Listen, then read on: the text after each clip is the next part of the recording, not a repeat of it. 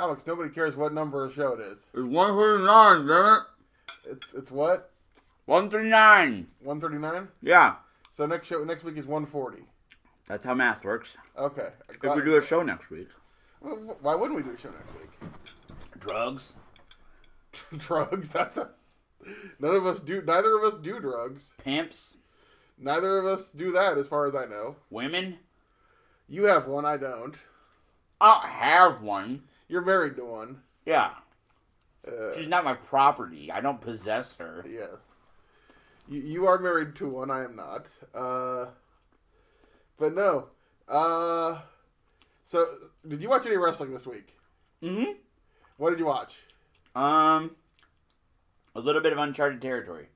Well, no, all of Uncharted Territory. Well, obviously, we watched Uncharted Territory because the official sponsored wrestler of the Off the Chest Timothy Regal podcast, the Corn Belt Cowboy. Don't say that. He'll want money. Sponsored with love, not with money. The officially endorsed wrestler of the Off the Chest Timothy Regal podcast. I think that still means money. No, it's an endorse. We endorse him. We tell you that you should go watch his work. Yeah. But our boy, our friend, our amigo, our compadre, the one called Manders, the Corn Belt Cowboy, made his Uncharted Territory Beyond Wrestling debut last Thursday night. Dude, what a match with Tony Deppen. I wish we should have called Steve and tried to get him on. Yeah. But he's probably busy. He's got a full weekend again this weekend. Sure does. So he's probably pretty busy. Nah, man, Manners is a guy that I think definitely doing it the right way, hitting the road. Was over in the Northeast region all weekend long. Worked a full plate of shows.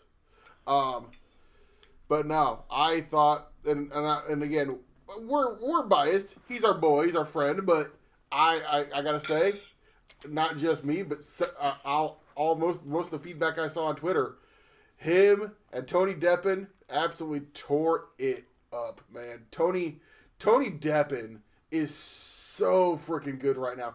He is at that level right now where they're saying, okay, who's going to step up on the indies and be the guy now that, all these guys got signed to contracts. Tony Deppen is one of those guys. Tony Deppen's a kid, still really young, but has a charisma. He's got that kinetic psycho energy is what I call it. Yeah. Just has that level of energy when he wrestles, even as a heel. Yep. He can still pull off that kind of frenetic energy that most of the time you see in, only in babyface wrestlers, but he makes it work as a heel. Like I said, these two guys, they didn't hold back on this match at all, and made both guys look huge. My good friend, Mr. Sidney Bacabella, on commentary said this is one of his favorite Discovery Gauntlet matches that Beyond Wrestling has had. Had nothing but praise to say about this match and about our boy Mr. Manders. And I think we should bring it up, Alex. Here we go. The portion of the show where Regal puts himself over. I got a shout out on Uncharted Territory. Yeah, your phone's going on. And I had people atting me on the Twitter machine. Well, Nickelenium. Who? Nick Elhelm. Elhelm Millennium. I can. Oh. Nicholas Elhelm added me on the Twitter machine. He popped for it, but no. As we talked about this on the show, that me and Sydney been friends for a long, long time. So, as Sydney said, he kind of looks at this Midwest crew as part of his extended family. He came up in the business the same time as Seth Rollins and Merrick Brave and Crotch and the Shug and worked in AEW with all those guys. And even back to before Sydney was in the business. Me and him just as sitting in the front row as fans at Revolution Championship Wrestling and various Chicago indie shows. So huge shout out. Like I said, the only thing I was watching the whole time watching that match, I'm like, man, I wish I could be there calling this match. Oh yeah, because I'd have loved to call that. I mean, obviously, like I said, I got and it so bums me out that I was so sick that I ended up getting so sick that when we were in Iowa City for Hulkamania, I gave everything I had into the Manners' match with Kurt Stallion, but at the same time, I was also having to worry about trying literally not to get sick all over you, or the table, and grossing out the crowd. And it really, really sucked that as literally as soon as the match hits 3, I had to run because it was just there. I'm eating. Yeah, I know. I'm trying to figure out a way not to be too gross about it, but no. So I kind of unfortunately didn't get to put everything into that match that I wanted to. So when I see matches like my boy Manders having this match with Tony Deppen, it really does suck because I would have loved. Obviously, I'd love to call him. I mean, I love working with you. You're great. You're my partner for life. My commentary partner for life. I was gonna say. You're my commentary partner for life, but obviously me and Sydney are old friends. I'd love to call a match with Sydney. Have you guys ever done commentary together? Surprisingly, no. Of all the shows that we've been at together, the shows that we've even worked together, even in the few times he came to SCW, I don't think we ever commentated anything together. You want to know the weirdest commentary team that I was ever a part of? What? And I don't even know how this happened. One of the SCW shows that there is footage of from back in the day, at least for like the second half of the show, the commentary team is myself and Tony Scarpone. Really? And I'm like, how the hell did it end up being me and Tony Scarpone doing commentary? And it's because like there's a Tyler Black match, Tyler Black versus Keith Walker. Yeah. And it was on like the Best of Tyler Black tape, and I'm like, I was watching it, I'm like, wait, I'm doing commentary, and wait, Scarpone's doing commentary? How the hell did that one happen? No. So I don't think Joey and me ever did any commentary together that I can think of. Like I said, I got to work with Dave. Obviously, and everybody that's been here at SCW. Like I said, doing the No Limit stuff with Dave. I got to do some stuff with Eric Cannon at No Limits. Some stuff with actually the first time me and Merrick Brave ever commentated together was No Limits. Yeah. A guy that I used to love from back in the NWA Central States, Stephen Gerthy, who I wish was still in the business. That guy was an excellent manager, commentator. But I got to work with him for a little bit. So I've worked with a lot of people over the years, but yeah, never Sydney. So who's your favorite commentary partner you ever had? I mean, you. Thank you. Mine is? Who? Captain Midnight. Of course. No, you would be up there, obviously. It's Dave. I'd be surprised. Yeah, I would have. I mean, it was only one show, but even in that one, and it was also things. We were friends before we did that show. So, me and Dave and I would have loved to have done more. Me and Dave did have some and I've got the DVD of that somewhere, and I should go back and watch it. There's some pretty funny stuff coming from me and Dave, and there is some pretty good zingers, and we had really good chemistry. And Dave's one of the all-time best. Oh yeah. So I got to work with a guy who I respect, admired, and kind of was one of my inspirations in the business for that No Limits show. And unfortunately, it was during a really bad snowstorm. Really? Yeah. Is that how you got on commentary? No, I was going to do commentary anyway. Oh. No. So here's the funny thing about that show. Dave was going to come in and do like a couple of matches, and then tag out to somebody else. Yeah. And we ended up having so much fun that Dave basically stayed and did the whole show. Oh. So it was a really good show, a really fun show. Yeah, so unfortunately it ended up being, in a snowstorm, so it was pretty bad. But no, the show itself was actually pretty great, and I've got that on DVD somewhere. One of those shows I've always wanted to go back and watch. But outside of uncharted territory, man, again, been a big week. Did you happen to check out NWA Power? Oh, I fell asleep, but I watched a lot of it. Okay. What did you think? I liked it. They did this, it was studio wrestling. They did studio wrestling pretty well. There wasn't anything to, write home about. It was just basically I mean, I don't know. It was just kind of like, it was studio wrestling. Like, that's what it was. I think that's... See, I think I go one step further than this. I absolutely loved it. To the point where at one point I almost cried. Because studio wrestling, that 605 on the Superstation wrestling, is one of the things that, like I said, I was a WWF kid. I was a Hulkamaniac. And then we talked about it on the show. My cousin comes over, says, "Hey, what time is it? Wrestling's on." And I'm like, "Wrestling's not on Saturday nights." He goes, "Oh, yes, it is." And he puts it on.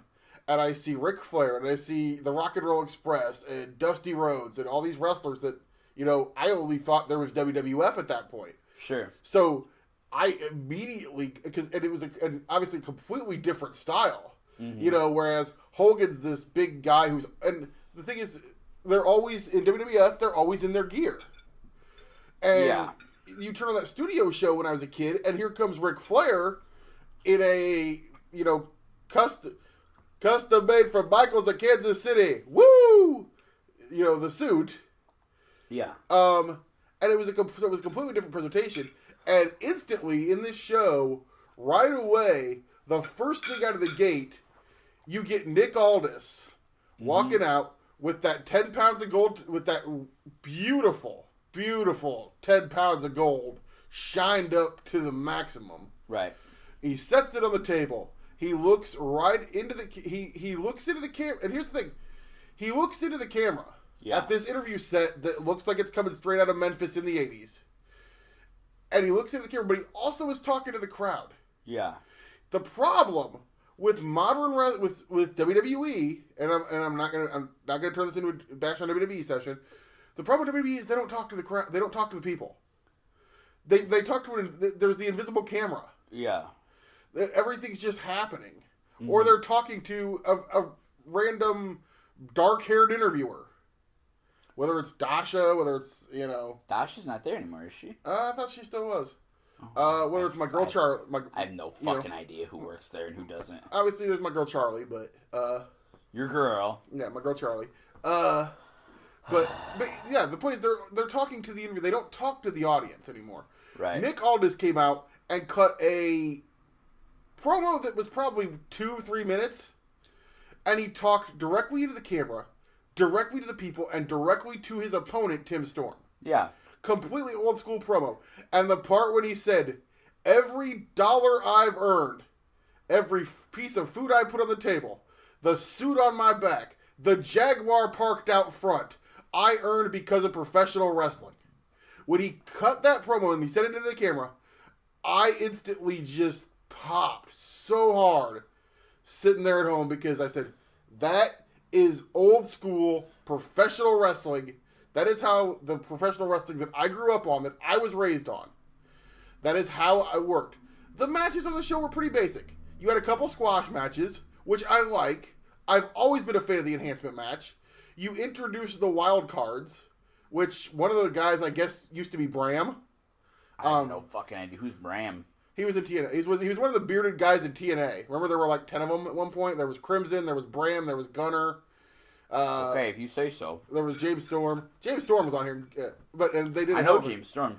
They did they did a hell of a gimmick with James Storm. They had Josephus, who's been one of the NWA guys since day one. He comes out, he invades the commentary table, which is different from the interview set. Yeah. And he says, "Get Storm out here, get Storm here," which there's multiple Storms on the show. Yeah. So is he calling for Tim Storm? Is he calling for... But James Storm walks out. They have a brawl basically all over the studio. Yeah. They brawl into the crowd straight out of old school Memphis TV. Yeah. And then that carries over actually through a couple of segments. You have short interviews with the guys either on the way to the ring or coming after their matches. Yep. Including having the wild cards come to the interview set after their match to do this little interview. And out comes Eddie Kingston. Yep. Who, it's literally Eddie Kingston being Eddie Kingston in a old school professional wrestling setting, and holy shit was that great. Yeah. That was phenomenal. I mean... Eddie Kingston's one of the best. Eddie Kingston, I know he said he's winding down. I don't ever want Eddie to leave, man. Yeah. Eddie's obviously, and obviously we know, Eddie's my dude. Yeah. From way back in the day. Love Eddie, love the King to death, man. I mean, but... That man is one of the greatest talkers in the history of the professional wrestling. And he just comes out and he brings out Homicide, who, again, I have been a fan of since my early days of finding out what independent wrestling was. So right away, you're building up the Wild Cards versus Homicide and Eddie Kingston. What was their Ring of Honor? Was it like Anger Inc. or something? Outlaw Inc. Outlaw Inc. So you got, whether they're going to be Outlaw Inc. or the Rottweilers or whatever you want to call them. Yeah. You're doing that. Then you had a really nice match with Eli Drake and Caleb Connolly. And Eli Drake cut a promo where he wasn't as shticky as he was in Impact.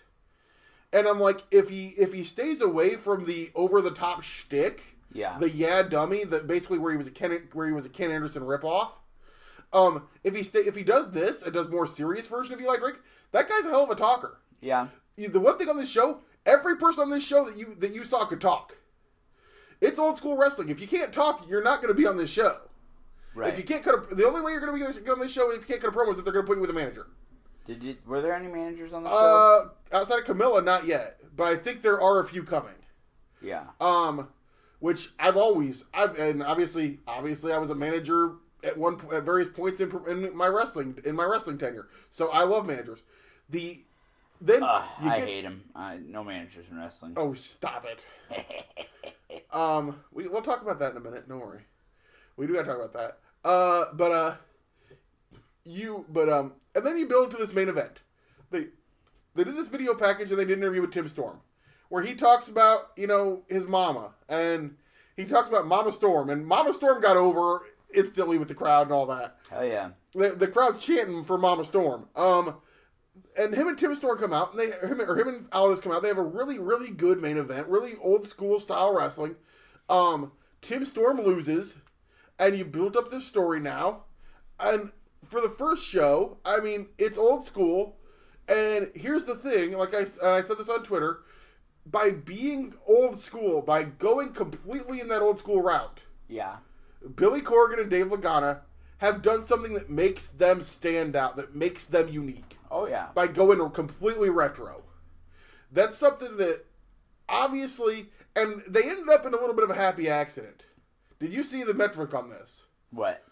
Something like 22 or 28% of their people that viewed their show came from a click on a suggestion after they watched the new AEW Dark show.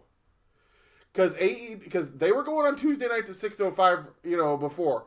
Then all of a sudden, All Elite Wrestling comes in and says, hey, we're putting out a YouTube show on Tuesday nights as well of the matches that we do at our TV tapings that are not on AEW Dynamite. Yeah. Which I'm looking forward to tomorrow night because by the time they hear this, probably tonight, there is a match between Kenny Omega and Joey Janela. Which I saw some tweets that said they absolutely tore it down in the last week. So I'm really, really looking forward to that. But 22% of those clicks came from links off that show. So essentially, synergy between the two helped build the views for each of those shows. Yeah. YouTube, and I mean, obviously, and they've said, we're doing YouTube for now. If they can get a major TV deal that would work for them, they obviously would take it. They being AEW Dark or they being the NWA? They being the NWA. Yeah, I would think so. But they said, I listened to a great John Pollock did an interview with Lagana. Yeah. And Lagana said, we basically said we're going to do the YouTube thing, and we're going to show that what we have and what we can do. That way, when, hopefully down the line, that we can say, hey, this is what we can do, this is what we can bring you for a deal. Because they had talked to people, and he openly admitted they talked to the WWE. WWE talked to them. I mean, they're going to talk to, and like you said, in business, you talk to anybody. Yeah. What did they talk to the WWE about? Producing a studio show for them? I'm guessing possibly content for the WWE Network. I.e., what I think eventually Evolve is going to turn into. But obviously, they're doing their own thing. They're doing it on YouTube. This is Lagana and Billy Corgan apparently have a 20-year plan for this. So, and they are going to do a pay-per-view in a few months in Atlanta. They have not announced the building. I have a strong feeling I know exactly what building it's going to be in. Center Stage? It's going to be in Center Stage. which will be great. It'll look awesome. Yeah. But I think that, no, for the first week, that was, and honestly, that might have been my favorite show of the week last week. Really? Just because it was something, it was completely unique, completely a throwback to, you always have, the nostalgia for your youth. I'll go back every once in a while randomly and just throw on a pay-per-view from WWF from 1988. Give me some SummerSlam 88 or some Survivor Series or the first Royal Rumble or I'll whatever. watch Clash 94. Or, throw on an old episode of Saturday Night's Main Event. Yeah. So, in seeing this, and obviously, I went through and I've watched just about every episode of World Championship Wrestling Talk Network. I think I'm into 89 when it just, after, basically, we're getting to the point where I think it runs on the network basically until Turner flips it from NWA into WCW. And I just about finished it. The problem is that fucking layout switch. The thing that sucked when they did the layout switch. What's that? Any stuff that was in your watching queue. Yeah. Got deleted. So I can't remember what episode I was on. It was sometime in late '88. I know that. But no, I thought the NWA was great. Obviously, we talked last week all about AEW, WWE. I thought this week AEW was better than week 1.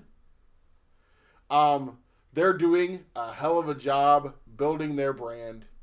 They're building stars. You want to plug BB Brave? Because I know you guys did an episode about this. I have not heard it yet. We talked about the new TV wrestling and how most of us didn't like it. Which is why I'm not on BB Brave, because that would have been an interesting conversation. That's why I'm on this show. Yes. No, the whole thing is, folks, and I'm going to say it. Watch what you want to watch. You can't watch everything. You can't watch everything. I'm not watching WWE, basically, at this point. I'll watch NXT, because I enjoy the people on it, which I will say, Walter and Kushida had the best match of the week last week. Oh, really? Oh, yes. God, I need to go back and watch that. The main event of NXT, I thought NXT as a show wasn't great, but that main event of Walter versus Kushida was the best match of the week. The best wrestling match. And that's including the Private Party versus Young Bucks tag team match, which was phenomenal. But no, like I said, I really like the NWA. Obviously, guys, should we? I don't want to use the term fanboy. I'm all in on AEW, and everybody knows that. You're a fanboy. I'm an AEW. I was a Bullet Club mark. I'm a New Japan mark. I followed the Bucks and Cody and Hangman wherever they were going to go. And it ended up being AEW. What if they would have gone to WWE? Oh, God. I don't even want to think about that at this point, because my opinion of WWE at this point is so fucking just down in the shitter. But, by the way, folks, if you listened last week, Alex is happy and thankful that we recorded that show before Hell in a Cell. Oh, my God. I wish I tried to get Alex to hit the record button and do an add-on, and we're not going to go. It feels like it was it feels like it was a year ago at this point. Yeah. Because it's been beaten to death online, and I don't feel like 10 days later anybody's going to give a shit. But I'll say this. In my irrelevant opinion, the worst pay-per-view finish ever. That was the worst pay-per-view finish of all time. That was absolutely the worst pay-per-view finish of all time. And that's why I pretty much woke up the next day and said, I'm basically done with... I mean, I'll probably watch pay-per-views because it's something you do. Oh, and man. I watch NXT because I like it. I like the people on NXT. And I might watch a match here or there if I hear something is good. There's no way I can devote 5 hours a week to Raw and SmackDown. I'm not going to try. I have other better wrestling to do. I have other better things outside of wrestling to do with my time. Whether it's be in movies, whether it's be in video games, whether it's, maybe trying to find a new hobby that's outside of wrestling. But the point is, I do like to do stuff outside of wrestling every once in a while. You should volunteer politics. You like politics. I might volunteer in politics. A friend of mine actually, I've had multiple friends trying to get me into D&D for years. But the point is, I'm basically, it's not worth it. Don't hate watch stuff, guys. And obviously, I'm saying this, and everybody knows that I like to get on Twitter and voice my opinion. That's a tweet that takes 30 seconds, okay? I honestly can say that, like, and this is going to surprise some people. I don't think those people listen to our podcast, but I really don't hate watch stuff. I want everything I watch to be good. And I feel, that's the thing, I feel like I've been hate watching WWE for a long time. Maybe not hate watching, but watching it to the point where I'm like, man, I really don't like a lot of this, but yet I'm still watching it.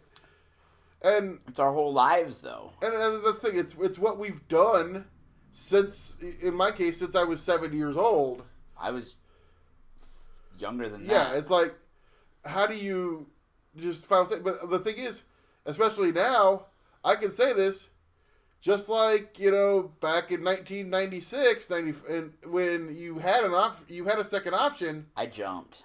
You have a second option, whether it's, well, you have more than a second option.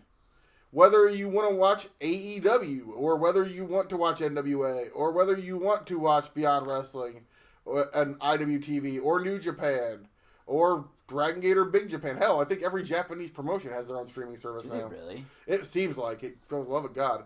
Thankfully, I don't advocate it, but let's just say I have means to watch other Japanese promotions outside of New Japan sometimes, if I really want to.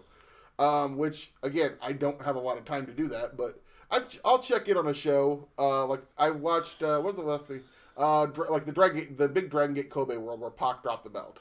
I watched that. Yeah. I watched the DDT Peter Pan show, which Thomas Montgomery pretty much gave me a running text commentary on the show, basically to help me figure out what the hell was going on. Which did help, and that did help my enjoyment. Because we gotta get Thomas doing some kind of content. And Thomas was so happy. Thomas was so happy that I was actually. He was more than happy to do it just because he was so happy I was watching the show. Because Thomas loves DDT so much. Yeah, I wish we could get Thomas to do some content. Yeah, I know. Something. No. The thing is, man, I'm excited. December 4th, I'm going to AEW. I'm gonna go have fun. I'm gonna, probably. It's going to be cool. It's going to be a blast. But, like, somebody asked me, hey, you going to go to Cedar Rapids? They're doing a joint house, like a co-branded house show in December. I'm like, probably not. Number one, I've probably got something else to do. If I'm not at an SCW show, I'm probably going to be working. I work a retail job, so in December on a Saturday, probably not getting off work. You don't work a lot of Saturdays in December, do you, Regal? No. So yeah, like I said, if we didn't hit record last Sunday night after that show, we'd have the longest show ever. Because I think I said, how long did I just sit here screaming for? At least a half hour.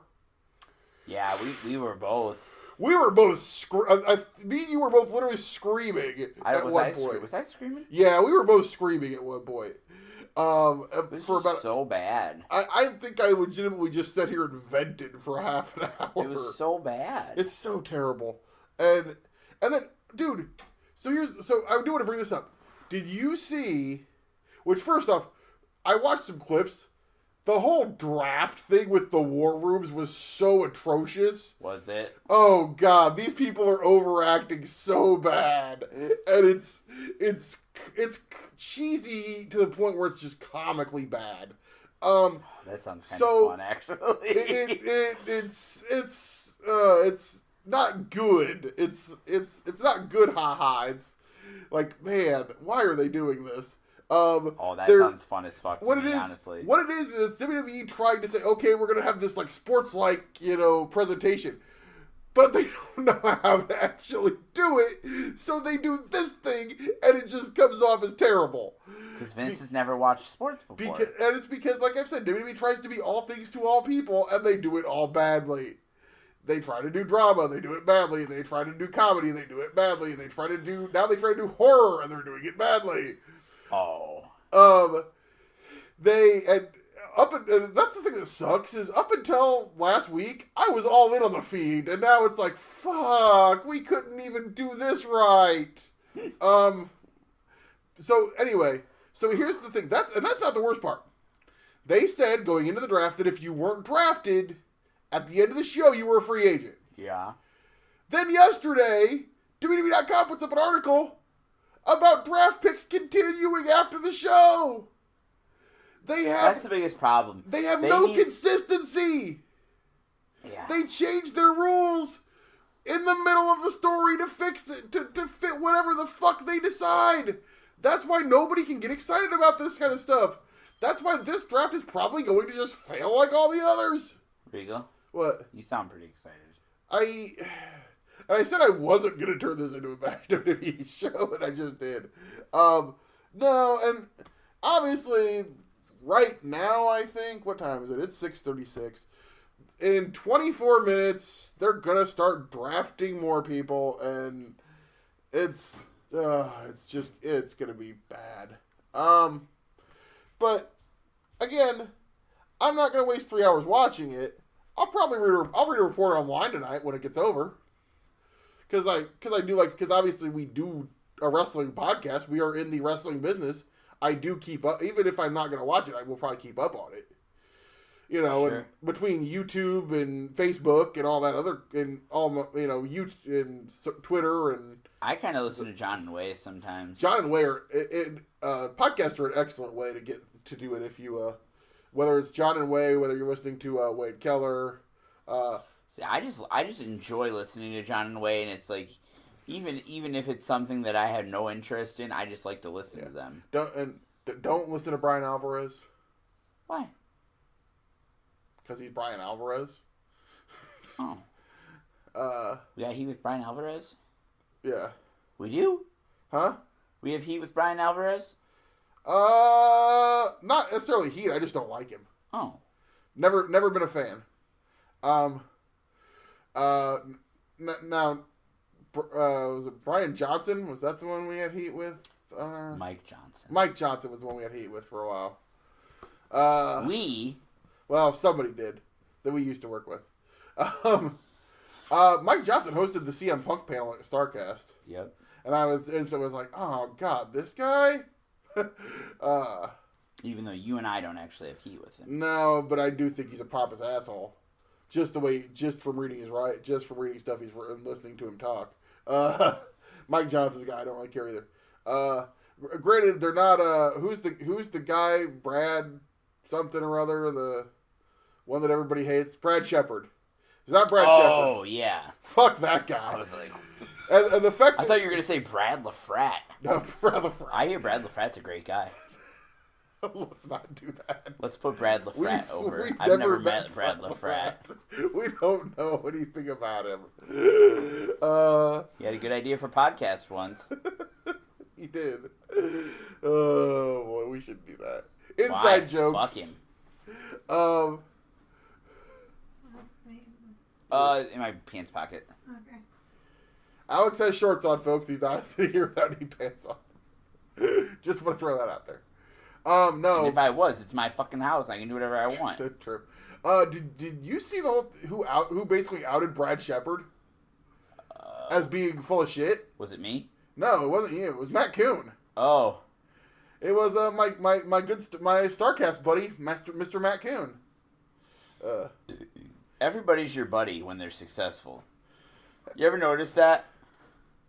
Hey. You just like shit talk somebody or never ever talk about them, and then all of a sudden they experience some success, and all of a sudden, my good long-time close personal friend that was in the same building as once. Matt Kuhn hasn't had any success. He's the great value Brand Conrad Thompson. He's tried like 10 podcasts, and they all ended. Doesn't he produce stuff for Conrad? Not anymore. I thought he was again. No, they're still friends. He still works. Like he still does Starcast, but he's not. I don't think he's actually producing anything. He's doing his own like Total Engagement with Matt Coon podcast. It's actually pretty good. It's one of those ones I don't get to listen to often, but it's actually pretty cool. No, but Matt Coon, dude, it's always hilarious because every time like both times at Starcast, I'll be staying there and people come and go, "Excuse me, are you Matt Coon?" They think you're Matt Coon? No, they hear him talk. Yeah. And then realize it's Matt Coon because Matt has that distinct voice. Very distinct, deep, as they call it in the podcast world, that sexy chocolate voice of Matt Coon. And Matt's a very large. You can tell he's got that bass voice because he's a pretty big dude. Yeah. He's a pretty thick guy, and he's also really tall. So, he does some of the. He was like the maids. He was making sure everybody was getting into the CM Punk thing. And he's like, if you don't have a band this way, we will ask you to move. And I yelled, if you don't move, Matt Coon will move you. And he said, no, we will ask you to move nicer for a second time. No, Matt Coon's a great guy. Love Matt Coon. Excellent follow on Twitter, if for nothing else. No, Alex, we should. We would be remiss. We're kind of on a time constraint for this show. And I guess for a few minutes, we should. I have a question. What? We need to talk about the fact that did you leave Moondog to die? What? I saw a video where the last time you were in Des Moines, you were with the Hadley brothers and you couldn't remember. You thought there was something missing, and then somebody handed you a bone, and then you flash back and there's a video of you guys leaving. Okay. So what happened was, we kidnapped the wizard. Hadley, being an ex-Boy Scout, tied the wizard up very well. The best knots. We were going to jump the horde, and then I said, maybe this is a bad idea. Everybody get in the car. And so we were so busy driving away that I didn't realize that Moondog wasn't in the car. So we assume he's dead. Because last time I saw him, he's getting an axe swung at him. It took you a month to realize Moondog didn't get in the car? Maybe 2 weeks. 3 weeks. What? You're ridiculous. I give him plenty of water, and when I don't, it rains. You left Moondog at the hands of the Horde, and for all we know, Moondog's head may be somewhere on a spike. But this is what I think happened. So Mad Dog swung that axe at him. I think Duroc raised him back from the dead. Duroc the wizard. And I think he brainwashed him. Because I know that the Moondog would never attack the Hadley brothers. And would never threaten me. He's not smart enough. And that's what happened. We beat up El Bigote and IPA. We beat them. Got the win. El Bigote somehow got hit by a bone. I didn't see that. Didn't do it either. You can't prove it. And then we got the win. And then the Moondog's music played. And we were so happy because he was alive. But I don't think it was the real Moondog. I think it's an imposter. I think there's either a fake Moondog out there or he's been brainwashed by Duroc. Or maybe, I'm what? Just going to throw this out there. Maybe Moondog realized you and the Hadley brothers have been terribly mistreating him. Terribly mistreating him? Yeah? When? every single time that you've ever been around him, for starters. And then you basically left him to get beheaded. I thought he was in the trunk. He usually rides in the trunk. The fact you make him ride in the trunk. I don't make him ride in the trunk. He likes riding in the trunk. He sticks his head out and licks the air. He loves riding in the trunk. He told me, he said, bow wow. You're ridiculous. I'm ridiculous.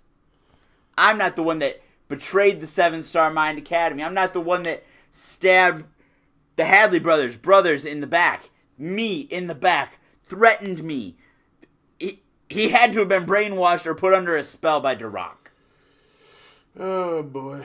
So, some bullshit. So, but you guys did pick up a tag team victory. Yeah, of course we did. We haven't lost since since something happened to the Moondog.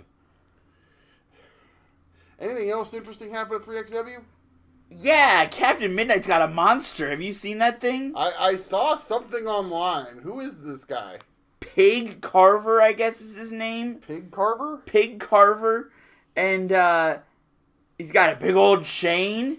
And Captain Midnight said, hey, you're my monster. I hired you to get me championships. But this Pig Carver's like getting chairs and getting chains. And Captain's trying to stop him from cheating. Because Captain wants that title. That match was Xander Killen. And then Pig Carver takes the chain in the ring, choked him with the chain. Referee Cannonball Idiot says 1, 2, 3, 4, 5. Because unlike the referee in our match, Terry, I guess, didn't take a detour on Sesame Street learning how to count to 3. Terry can count all the way to 5, unlike the ref in our match, except for when he finally counted to 3. But we had him beat like 2 minutes into the match, and that idiot couldn't remember how to count to 3. And so he acted like they kicked out. But, yeah, he counted to 5, disqualified Pig Carver. Yeah. Anyways, and then got disqualified. So Xander Killen's still the champion. They're beating the crap out of Killen. And then Superfly comes out and he gets, or not Superfly, I'm sorry. Yeah, Superfly, Jay Fowler, comes out and he gets beat up too. The Buns of Steel. Captain Midnight, that Pig Carver, he's crazy. Yeah, it looks like it. And there was an open challenge for the Tag Team Championships, accepted by the Brewster Brothers. Great Tag Team Championship match. Hunk Cassidy, a fellow Loris College alumni, went one-on-one with Donnie Pepper Cricket and picked up the victory over Donnie and did not win that stupid Tinsel Championship. Trying to think, we saw JT Energy wrestled an Amish person. The Amish Power Zeke Kickham. And wait, there's more than one Amish guy in wrestling? Yeah. I thought there was only one. No, there's a couple, I guess. Because there's Levi Everett. Yeah, no, this guy was Zeke Kickham. Okay. He's a ginger Amish. Oh, wow. Oh, that's even worse. Oh, wow, why do you hate... Is he related to Luke Raven? Probably. Aren't they all related? I mean, he's ginger. They're all related some way. Anyways, trying to think what other matches we saw at our tag team match. There was a gauntlet, which was won by Pig Carver, because they had the gauntlet to determine who would challenge Xander Killen at the end of the night. A lot of tag team matches. Anyways, yeah, very interesting night at 3XW. And I just have to say that I'm gonna be reading up on some sorcery and some voodoo so I can get my Moondog back. Oh. So I can reverse the spell, because we were slighted. How about talking about this Saturday night when I'm all of a sudden a babyface again, because we're going to Muscatine and I'm melting. Muscatine Meltdown 2 at the Muscatine Boxing Club in Muscatine, Iowa. How many times can I say Muscatine? I mean, it's going to be a great time. It's the only time this is one of the few times a year we go to Muscatine because we actually want to. Wow. And I hear they don't have air conditioning in the building, so that's why we haven't been there all summer. That's why we don't go there in the summertime. Anyways, we're back in Muscatine. Hopefully we have bathrooms this time. Yeah, hopefully Corn Boy doesn't break the bathrooms again. Friggin' Corn. Was it really him? That's the rumor. I've never had that confirmed or denied. Oh my gosh. This what do we got? Two championship matches. Two huge championship matches. I mean, we got Xander Killen defending the SCW championship against the Lucha legend, Muscatine's own Latin Thunder. I mean, one of the biggest matches of Latin Thunder's career happening in his hometown of Muscatine. Yes. This is going to be huge. Without question. And then I believe has been announced as the main event for the SCW Pro Tag Team Championships. Infamy defending against Thumb and Finger. New Boston right across the river from Muscatine. Absolutely. Jared Thumb, hometown boy. Muscatine is the home of Jared Thumb. Yes. And New Boston right across the river, the home of JP Finger. I think the entire town of New Boston comes to these shows. So about half. So if you want to rob houses somewhere, wow, Muscatine Meltdown, New Boston might be the place to do it. If there are any robbers listening to this show, head on over to New Boston during Muscatine Meltdown. Because nobody's there. Everybody's at the boxing club. Yeah. No, we had a blast. What a fucking thing to say. That's an old joke. No, don't go robbing houses, folks. Don't do that. That's bad. Young man, can you tell me what you were, why you were breaking into houses here in New Boston today? I heard it on a podcast, officer. Timothy Regal said I should break into the house because nobody was gonna be there. Well, you understand you did something wrong, young man? No, officer. See, I'm wearing a wrestling shirt, so according to Timothy Regal, I'm innocent. That's terrible. No, but Jared Thumb and JP Finger going against Infamy for the tag team titles in the main event. This is, Thumb and Finger, they've come close. According to Jared's dad, they've never challenged for the tag team titles before. That's not correct. He said it's about time they get a shot at the tag titles. Man, sometimes the apple doesn't far fall from the tree, does it? I think Jared's dad is just painting his own narrative. Pretty much. Jared's dad, great dude. Nothing but great things to say about. And Jared's mom is not a dude. Hey, no, this is not Bruce Balls Brave. Let's not talk about Jared's mom. Jared's mom. If you want to hear talk about Jared's mom, go listen to the Jared Thumb interview on Bruce Brawls Brave. Actually, we talked about it like the week before too. That wasn't the first time we talked about it on the Jared's podcast. mom all the time. Anyways, we do got a couple.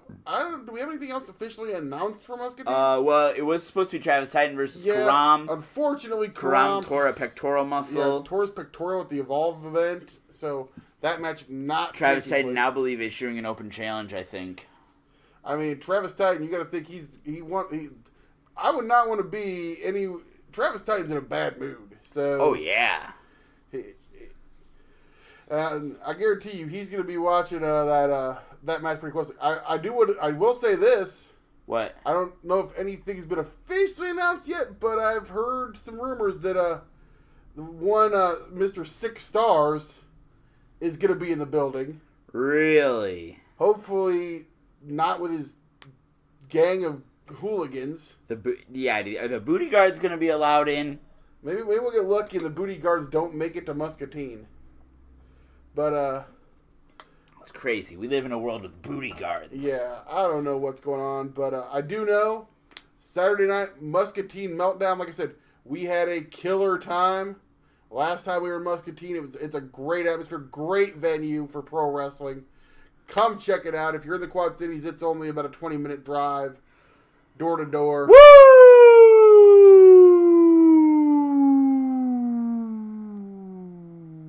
Rick, is that you? Woo!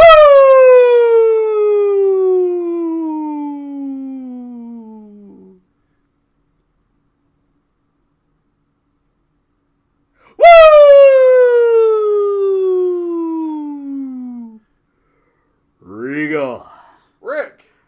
how the hell are you? I'm good. I'm glad to see you. You haven't been coming around as much lately. I never sat on this side of the computer before. It's a pretty entertaining little shape it makes when I go, woo!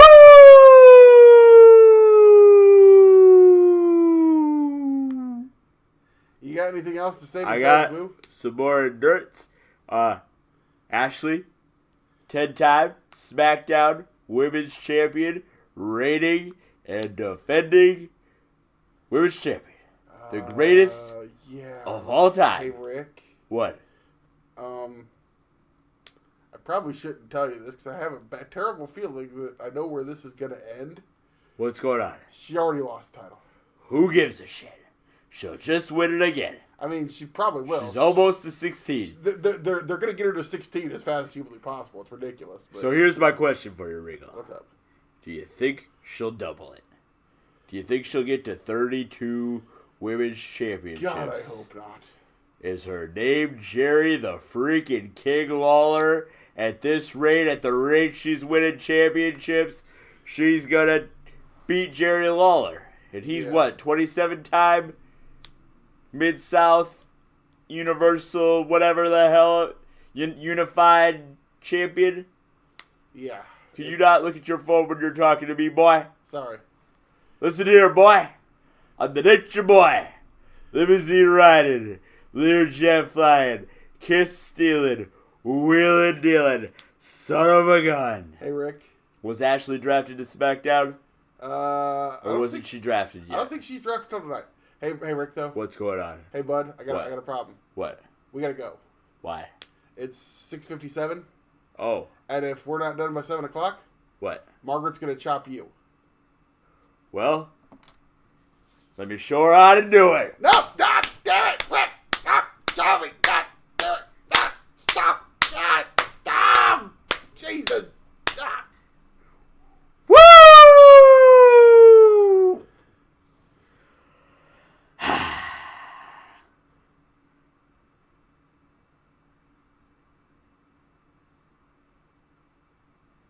Let me tell you something, baby. It's the American Dream, Dusty Rose, live and in living color, if you will. Hey, Dust, I'm glad you're here. Real quick. What's going on, Regal? What are you thinking so far? Dynamite! You think Cody's going to win a title of Full Gear? Do I think Cody's going to win? If he books it that way, I think he is. You like? You think Tony Khan's going to tell him he can't be the champion? The son of a plumber? Cute little, sweet little Cody, if you will, the fruit of my looms. What do you think of Dustin and Hangman together? They a good team?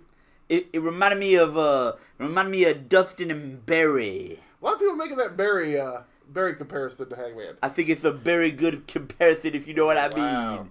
Dusty making puns. You know, I like the puns every once in a while, just like I like the sushi. All right. Dustin, Anyways, 6:59. It's 6:59. Yeah, we gotta go. Is that Alley Cat? Yes, it is. Is she in AEW yet? No, she's not. Well, I'm gonna have to come to Cody as a premonition, if you will. I'm gonna come to him in a cold sweat in his dreams. And I'm gonna say, "Let me tell you something, Cody, my sweet son, my sweet, sweet son. You gotta find that Alley Cat because she is fine and she likes the White Claws. And you know who else likes the White Claws? Who? Joey Janela. Yeah. You know who else likes the White Claws? Who? I don't know. That's why I asked you. Hey! You ain't giving me that one in a while, I haven't bud. given you that one in a while. You didn't see it coming, did you, Regal? You want me to do the plugs? Why don't you plug us and get us on out of here? Should I do the plugs? You should. You don't want anybody else to do the plugs? No, just you, Dust. All right, I'll do the plugs. Hey, Margaret! Margaret! Was she on the podcast this week? Yeah, well, no. Kinda. She asked Alex to You take should, off. you should follow her on YouTube, though. Follow the BookTube. Yeah. BookTube. If you know how to read, if you wanted the book, like I used to have the book in Florida Championship Wrestling, and now Margaret's got books and she reviews them, but she don't review me with the book. And we should get her some of my notebooks, some of my old notebooks. Regal, you think Cody has them? I don't think that's the kind of book she reviews. She should. She should review the book from Florida Championship Wrestling because it would be quite excellent. I got some of my old notebooks where I used to write down my ideas for the championship. I beat Terry Funk. Oh, Lord. Anyways. Just plug us and get us out of here. Follow Margaret and Dale on YouTube. Like that shit. Follow Alex at One Real Smart Alex. Follow Regal at SCW Regal 444. Tweet him some new hobbies. He wants some new hobbies. Maybe you should get a hobby horse. like Derek. Yeah, I like Derek. Derek's a good guy. We're friends. Yeah. We tag time a couple of times together. All right. Anyways, follow Alex at One Real Smart Alex. Follow Alex at One Real Smart Alex. Follow Alex at One Real Smart Alex. Make a Twitter. Matt Ritter. I think he finally did, but I don't think he's ever tweeted. He just has to follow Alex. Yeah. At One Real Smart Alex. Follow Regal at SCW Regal 444.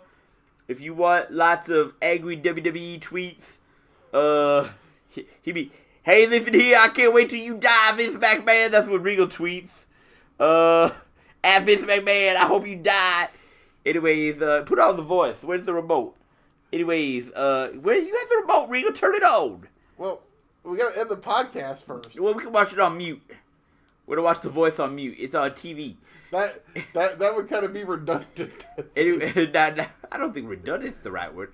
Anyways, follow Regal at SCW Regal 444. Follow You've said the plugs about 3 times, Dustin. follow Chris Bay. No, don't follow him. Follow Vince McMahon. Google it.